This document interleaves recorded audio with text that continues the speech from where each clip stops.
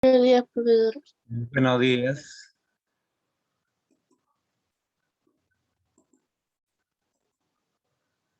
Bien, vamos a dar inicio con nuestro tema de literatura. Hoy día corresponde a la poesía contemporánea de Javier Eraud. Bien, veamos la personalidad de Javier Eraud. Javier Eraud, una de las voces capitales de la poesía peruana y el eterno poeta joven del Perú.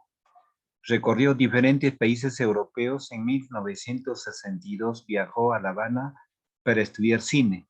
En ese periodo reafirma su ideal revolucionario. El 15 de mayo de 1963, a los 21 años, muere baleado en el río Madre de Dios. Entonces estamos en la vigencia de un poeta bastante joven, promisorio desde luego, y por crear un estilo literario poético para las letras peruanas. Bien, ¿qué más? Algo de su biografía. Javier Eraud fue hijo de Jorge A. Eraud Griset y Victoria Pérez Tellería. Fue el tercero de 6 hermanos, entre ellos el reconocido científico peruano Jorge Eraud Pérez. En 1947 ingresó al Colegio Sagrados Corazones Belén y en 1948 se incorporó al primer año de educación primaria en el británico Markham College, donde cursó su instrucción escolar, en el que destacó tanto en competencias deportivas como en juegos florales de poesía. Al concluir su educación secundaria recibió el segundo premio de su promoción y el primer premio de literatura. El primer premio de literatura. Bien, entonces, en 1958 ingresó con el primer puesto a la Facultad de Letras de la Pontificia Universidad Católica del Perú. Ese mismo año ocupó la plaza de profesor en el Instituto Industrial número 24, donde dictó los cursos de inglés y castellano, siendo quizás el profesor más joven del Perú. En 1960 lo nombraron profesor de inglés en el Colegio Nacional Nuestra Señora de Guadalupe. En 1960 publica sus primeros poemarios, El río y el viaje. El 20 de diciembre de ese año comparte con el poeta dramaturgo,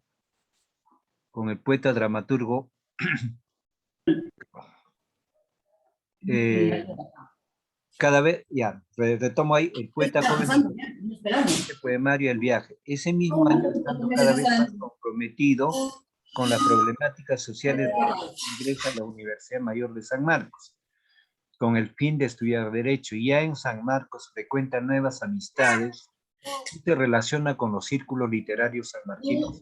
Durante ese tiempo fue también profesor de literatura en la entonces Gran Unidad Escolar Melitón Carbonal de Lima. ¿Cómo se llama esto, chicos? Bien, voy a verificar la asistencia. Unos segundos, van revisando su material de lectura. ¿Cómo se llama esto? Asistencia, unos segundos. ¿Esto?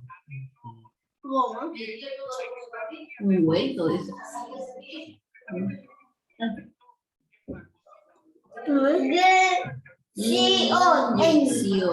Inyección. Ancla. Escuchen, chicos. Ancla. Inflador. Ungüento. 11. Sandra, tu micrófono, man. Inyección. Betty, para mañana también, si es que te desocupas, podríamos ir remojando. Cierre su micrófono, por favor. Sí, para...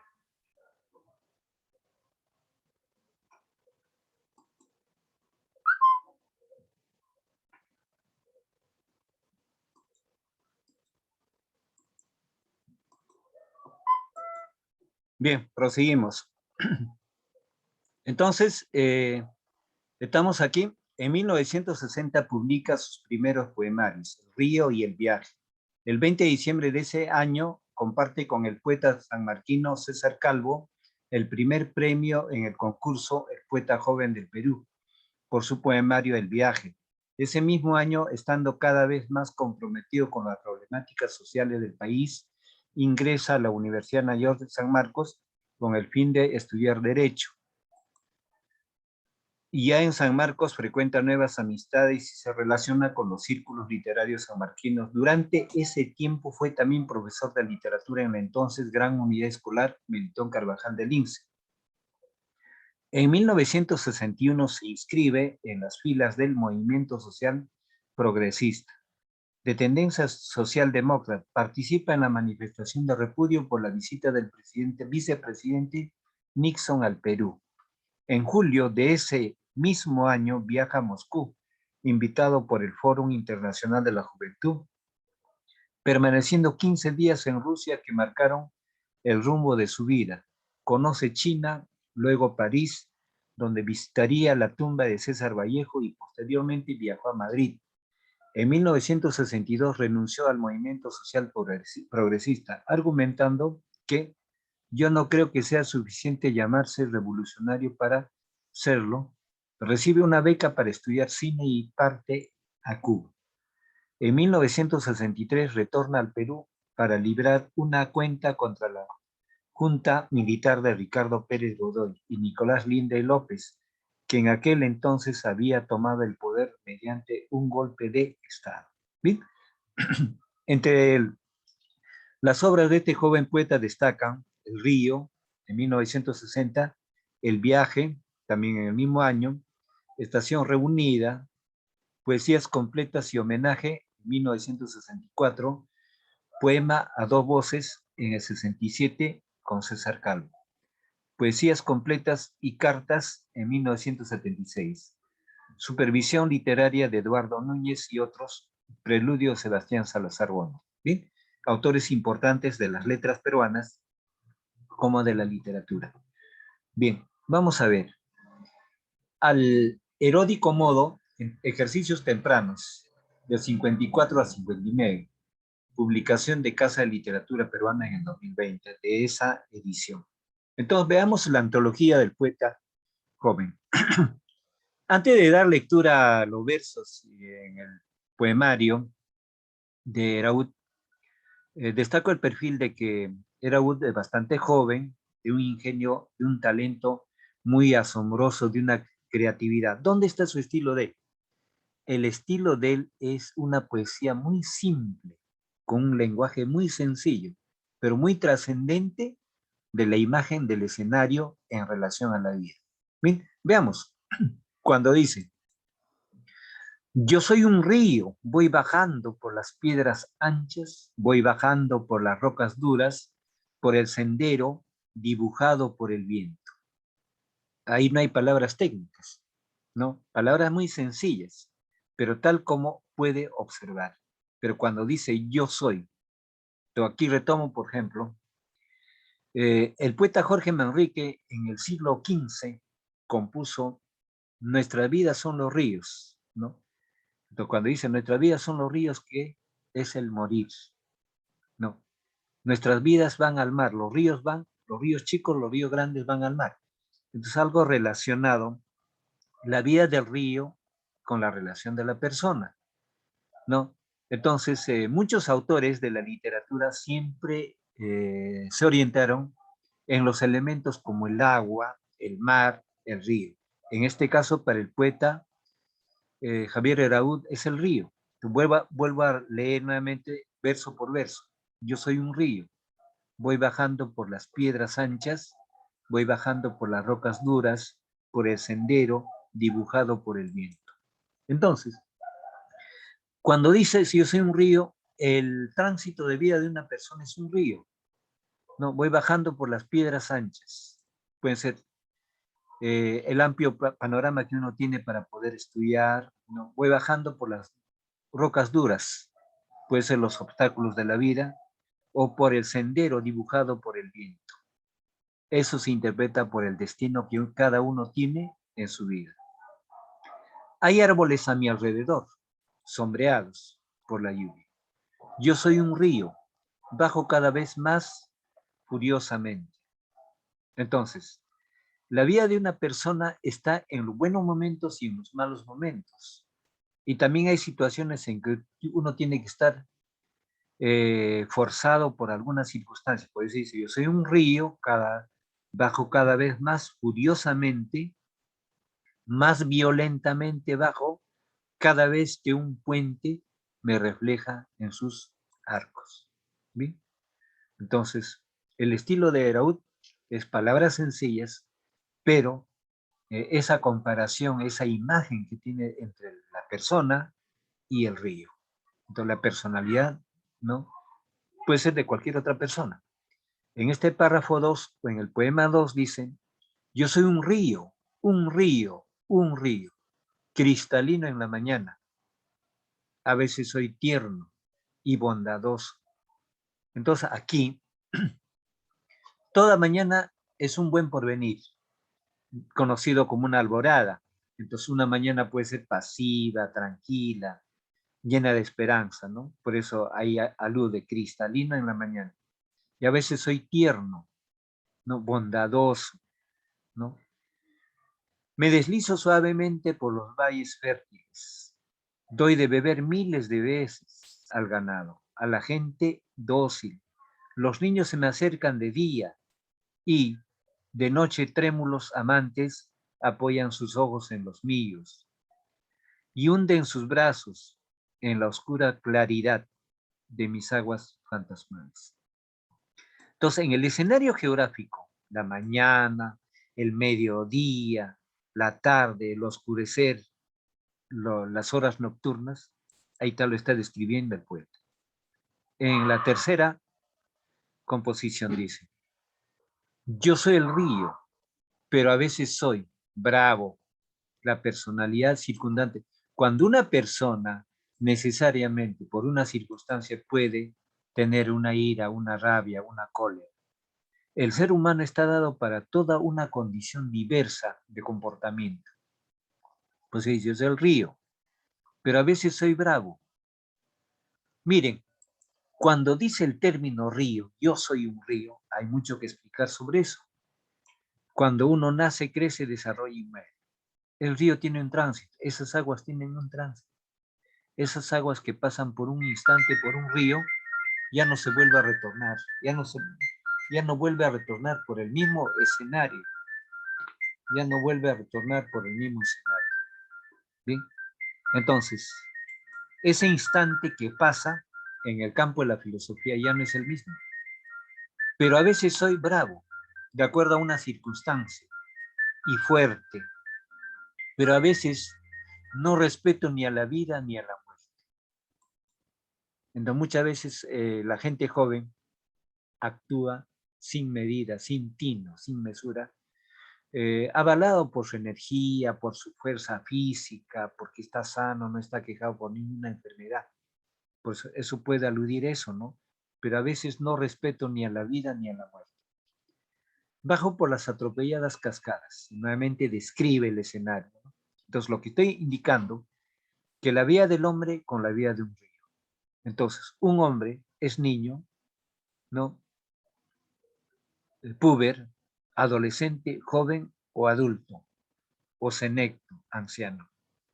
Entonces, esas etapas de la vida no vuelven. Entonces, esas aguas de ese río que pasa por un momento tampoco vuelven. ¿Bien? Entonces, más o menos en ese entorno está la interpretación de esta composición poética.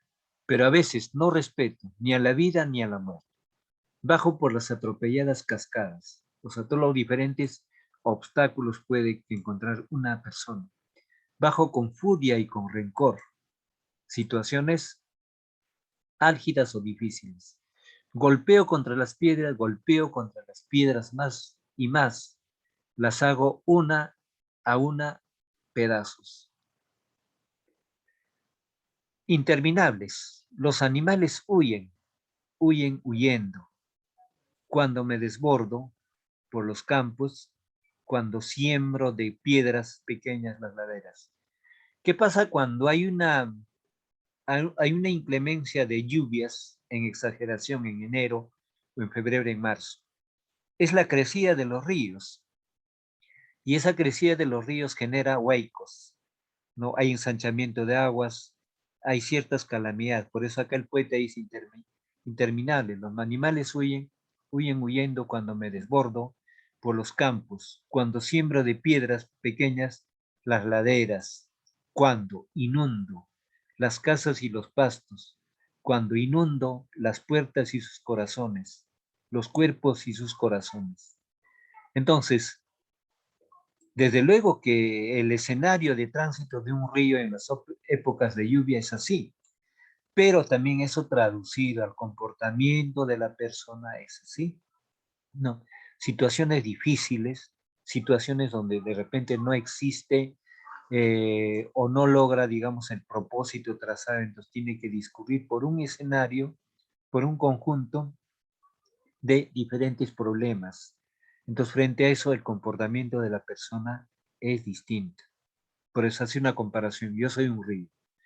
Ahora, en la composición o en la estrofa 4, dice, y es aquí cuando más me precipito, cuando puedo llegar a los corazones, cuando puedo cogerlos por la sangre, cuando puedo mirarlos desde adentro, y mi furia se toma apacible, y me vuelvo árbol, y me estanco como un árbol, y me silencio como una piedra, y callo como una rosa sin espinas. Entonces, en esta composición, lo que está diciendo, por ejemplo, muchas veces una persona en el diálogo, en la conversación, ¿no? Trata de entenderse con otras personas frente a situaciones difíciles, con la misma familia o también con los amigos, ¿no? Cuando dice los corazones, cuando puedo cogerlos por la sangre, cuando puedo unirlos desde, mira, puedo mirarlos desde adentro y mi furia se toma apacible y me vuelvo árbol. Las situaciones iracundas a veces pueden apaciguarse en algún momento y me vuelvo árbol. ¿Y qué es un árbol? Ya, cuando una persona pasa una etapa matrimonial, ya se convierte en árbol, porque tiene que dar frutos. Y esos frutos necesariamente van a servir como la esencia de la unión y el amor, ¿no? Que es lo básico en una familia. Y me estanco como un árbol y me silencio como una piedra. Esa etapa de piedra ya son los años avanzados de la persona y callo como una rosa sin espinas. Una etapa de la vejez y la muerte. Bien, acá en la quinta estrofa, yo soy un río, yo soy el río, eterno de la dicha, y asiento las brisas cercanas, y asiento el viento en mis mejillas, y mi viaje a través de montes, ríos, lagos y praderas se torna inacabable, inacabable. Entonces, aquí esa comparación que hace, ¿no? De ese tránsito de la vida, ¿no? De lo que es básicamente el, el tiempo, no, ya siento las brisas cercanas, ¿no? El frío, ¿no? Las brisas, básicamente la inclemencia del tiempo. Ya siento el viento en mis mejillas y en mi viaje a través de montes, ríos, lagos, diferentes espacios temporales que ha pasado por diferentes años. Se torna inacabable. No, lagos y praderas se torna inacabable en el recuerdo de la persona. En la estrofa 6, yo soy el río que viaja en las riberas, árbol o piedra seca. Entonces, cuando dijimos del estilo de Javier Eraud, ¿no? Con palabras sencillas, ¿cómo puede volverse la composición poeta en algo poética, en algo estético y bello? Toda composición o algunas composiciones poéticas son bellas y estéticas desde el impacto de un lector, mediante un lenguaje bastante sencillo. Dice, yo soy el río que viaja en las riberas. Desde luego que un río es así. Árbol o piedra seca. Yo soy el río que viaja en las orillas, puerta o corazón abierto. Yo soy el río que viaja por los pastos, flor o rosa cortada. Yo soy el río que viaja por las calles, tierra o cielo mojado. Yo soy el río que viaja por los montes, roca o sal quemadas. Yo soy el río que viaja por las casas, mesa o silla colgada. Yo soy el río que viaja dentro de los hombres, árbol, fruta, rosa, piedra, mesa, corazón. Y aquí se presentan diferentes personalidades de una persona, diferentes personalidades. Volvemos a repasar esto. Yo soy el río que viaja por las riberas, árbol o piedra seca. En este caso, por ejemplo, se presenta una paradoja. ¿Qué es una paradoja? Una paradoja es una figura literaria que pone en contraposición dos ideas. Todo árbol es fructífero, así no da frutos. Hay diferentes especies de árboles. Algunos árboles son de fruto, de frutales, otros árboles no son de frutales, son para madera o de eso. Pero el árbol, así no sea de fruto, sirve como sombra o servirá como madera o servirá como refugio o residencia o una serie de nidos para aves, etcétera. El árbol es útil, así no de frutos. ¿Bien? O piedra seca. La piedra seca de repente no tenga la misma valoración que el árbol. Una piedra es una piedra. En algunas circunstancias, en los grandes arenales tendrá validez la piedra, pero en un lugar de repente donde hay mucha piedra, como es Chaclacayo. ¿Bien? Entonces, yo soy el río que viaja en las orillas. ¿Ve? Ahí está el lenguaje sencillo. ¿No? Yo soy el río que viaja en... Puede ser las aguas o puede ser la persona. Y puede ser el tránsito de la vida. Puerta o corazón abierto. Puerta o corazón abierto. Una puerta es para cerrar y el corazón puede estar abierto o cerrado también. Yo soy el río que viaja por los pastos. Flor o rosa cortada. ¿No? Entonces ahí están las... Aquí en esta composición utiliza paradojas. Flor o rosa cortada. La flor en la planta o rosa cortada. La rosa cortada ya es una rosa momentánea, porque va a tener que morir o está en proceso de secamiento. Yo soy el río que viaja por las calles. Tierra o cielo, amor. Aquí sale, ¿no? Los ríos ya no van por las calles, excepto en las inundaciones o en los huaicos. Excepto en las inundaciones o los huaicos. Tierra o cielo mojado. Otra paradoja. Después del verso, que yo soy un río, en los siguientes versos lo que se presenta es tierra o cielo mojado. ¿Sí?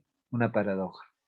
Yo soy el río que viaja por los montes, roca o sal quemada. Roca o sal quemada. La sal es útil, pero la sal quemada no tanto así. Yo soy el río que viaja por las casas. Aquí, por ejemplo, los ríos no van por las casas, pero ahí acá va un aspecto figurativo, más profundo. Mesa o silla colgada. Bien, una paradoja. Yo soy el río que viaja dentro de los hombres. Árbol, fruta, rosa, piedra, mesa, corazón. Entonces siempre está la paradoja ahí. Entonces, esta composición número 6, ¿no? Resalta lo que es el pensamiento figurativo del poeta. Corazón y puerta, retornados. ¿Bien? Veamos el 7. Yo soy el río que canta al mediodía y a los hombres, que canta ante sus tumbas, el que vuelve su rostro ante los cauces sagrados. Entonces acá, yo soy el río que canta. Entonces,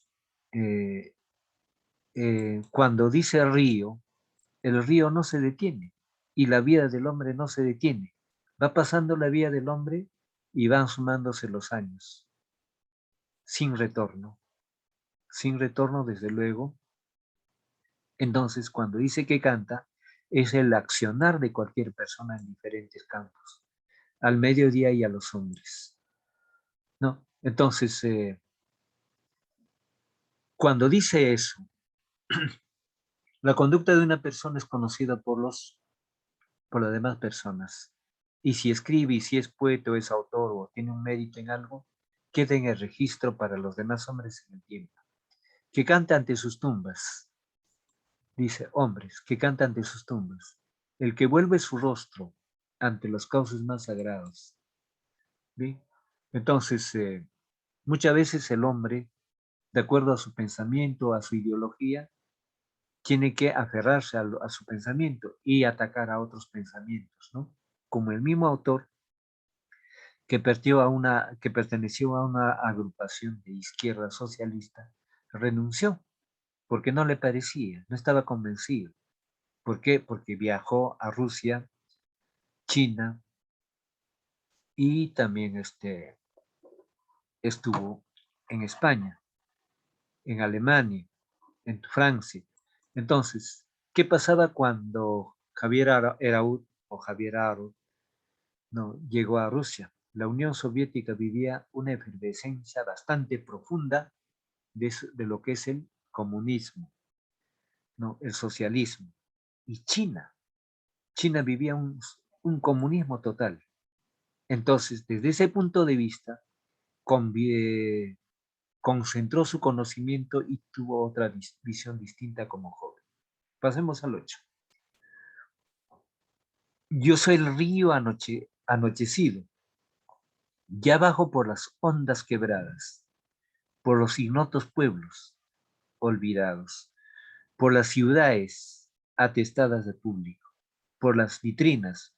Yo soy el río, ya por las praderas hay árboles a mi alrededor, cubiertos de palomas, los árboles cantan con el río. Los árboles cantan con mi corazón de pájaro. Los ríos cantan con mis brazos. Entonces, aquí en esta composición poética sigue ahondando el punto de vista de las diferentes circunstancias que puede pasar una persona. Entonces dice, yo soy el río anochecido. Entonces ahí puede ser el término anochecido ya la persona que ha avanzado en años, en edad.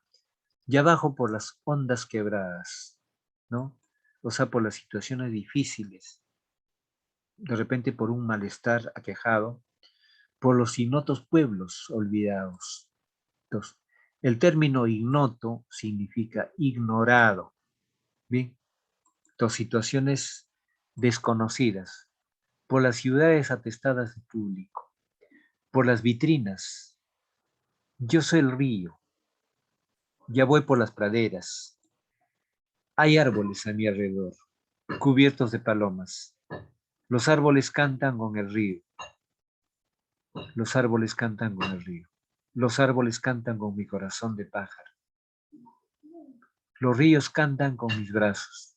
Entonces aquí, en este caso dice, los árboles cantan con el río, ¿no? Entonces es una hipérbole, una exageración. Los árboles cantan con mi corazón de pájaro, una hipérbole. Los ríos cantan con los brazos. Entonces, esta es una figura literaria que se llama la hipérbole, en sumo exagerado. ¿Sí? Entonces, cuando hay una exageración, esta figura literaria se llama hipérbole. Veamos en la composición 9. En la composición 9. Llegará la hora en que tendré que desembocar en los océanos. Ahí. Esa versión, en otras palabras, quiere decir, llegará la hora en que uno tiene que terminar en un cementerio. Eso me está diciendo. Que mezclan mis aguas limpias con sus aguas turbias, que tendré que silenciar mi canto luminoso. Entonces, ese dice, es que mezclan mis aguas limpias con sus aguas turbias. Eso que dice la conducta física de la persona de su vitalidad con la conducta de la vejez, el detrimento y la senectud, luego con la muerte, ¿no? Entonces, el cementerio está manifestado o es un escenario donde hay muchos cuerpos físicos ya en esa situación. Entonces dice, eso puede ser las aguas turbias, porque son diferentes personalidades que tendré que silenciar mi canto luminoso. Bien, que tendré que acallar mis gritos furiosos al alba de todos los días, que clarear mis ojos con el mar. Entonces aquí, ¿qué se ve? No, está viendo esa manifestación de agonía o resultado final que puede tener una persona. El día llegará y en los mares inmensos, el término mar es el cementerio. El término mar es el cementerio. ¿Dónde mueren los ríos en el mundo? Geográficamente. Los ríos nacen de lagunas. ¿Pero de qué nacen los ríos? Las lagunas están hechos ¿de qué? De los ojos de agua, de los ríos subterráneos, de las filtraciones. Y del goteo del nevado, del hielo de las altas cumbres, que ahora por el calentamiento del planeta ya es muy escaso. Ya. Gota a gota, el deshielo genera riachuelos. Esos riachuelos en manantiales. Esos manantiales en pequeños ríos y en ríos. ¿Y todo río dónde termina? En el mar. Todos los ríos del mundo terminan en el mar. No hay río que no termine en el mar. Creo que a excepción, hay algunos ríos que terminan en laguna, pero esas lagunas van a desaguar con el nacimiento de otro río. ¿Sí? Es muy poco. La mayoría de los ríos terminan en el mar. Pensemos solamente en los ríos de la selva peruana o de los ríos de la sierra y la selva. Los ríos de la sierra y la selva peruana, ¿dónde terminan? Primero, aumentan su caudal al Amazonas. ¿Y el Amazonas dónde termina? ¿No termina en el Océano Atlántico? Entonces, la vía del hombre, ¿dónde termina? En el cementerio. En este caso, cuando dice mar, es el cementerio. ¿Bien? Y en los mares inmensos, yo veré más campos fértiles. Yo veré mis árboles verdes, mi viento cercano, mi cielo claro, el lago oscuro, mi sol, mis nubes. Ni veré nada, nada, únicamente el cielo azul, inmenso, y todo se disolverá en una llanura de agua, en donde un canto o un poema más solo serán ríos pequeños, que bajan ríos caudalosos que bajan a juntarse en mis nuevas aguas luminosas, en mis nuevas aguas apagadas. Entonces, es ahí el detalle, ¿no? En aparte de esto, hay otras estrofas más, pero el material es limitado a 2 páginas. Entonces hay mucho más, hay más estrofas de lo que habla el río. Entonces, ahí está, por ejemplo, acá, ¿qué figura literaria utiliza el autor? ¿Cómo se llama esta figura literaria? ¿Alguien tiene idea? Esta figura literaria, ¿cómo se llama cuando se inicia una palabra en 2 o más versos? ¿Cómo se llama? Esta figura literaria se llama anáfora. Ana es igual. Entonces, mi viento es cercano, mi cielo aclaro, mi lago oscuro, mi sol, mis nubes. Hasta aquí. En estos 4 versos es la anáfora. ¿Qué es la anáfora? La anáfora es aquella figura literaria. La anáfora es aquella figura literaria que se repite la misma palabra al inicio de 2 más versos. Aquí, en los 4 versos resaltados, se está iniciando la misma palabra, mi, mi, mi. Pero cuando la misma palabra se repite al inicio de los versos, se llama anáfora. Anáfora. Ana es igual. Fora, la entonación. Y el escrito. Entonces, nuevamente, retomo acá. Mi viento cercano, mi cielo es claro, mi lago oscuro, mi sol. Entonces, acá el poeta utiliza una figura literaria. Entonces, prosigue, ¿no? Mis nubes, ni veré nada, nada, únicamente el cielo azul inmenso y todo se disolverá en la llanura de agua, en donde un canto o un poema más solo serán ríos pequeños que bajan, los ríos caudalosos que bajan a juntarse en mis nuevos. Entonces acá, solo serán ríos pequeños que bajan, mis ríos caudalosos que bajan a juntarse. Entonces ahí utiliza una Paradoja también, una paradoja, porque río pequeño, río caudaloso, una paradoja. En mis nuevas aguas luminosas, en mis nuevas aguas apagadas. Aquí hay otra anáfora. Aquí hay otra anáfora. Cuando la misma palabra se repite al inicio de dos o más versos, es anáfora. Ya va utilizando dos anáforas. Dos anáforas, el autor, el poeta. Entonces, con esto estamos viendo, pues, a Javier Araúz como un poeta bastante ingenioso, creativo, con un lenguaje sencillo, un lenguaje muy sencillo, donde la imaginación que refleja entre una realidad de la conducta física del agua a lo que es el trasuntar de la vida del hombre, ¿no?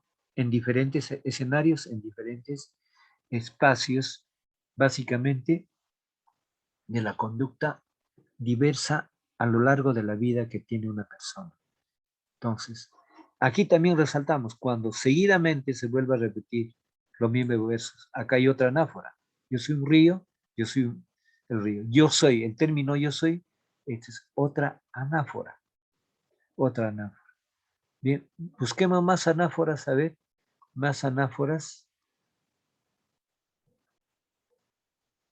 Entonces, aquí hay otra anáfora. Huyen, huyen, huyendo. Dos o más versos, la misma palabra es anáfora.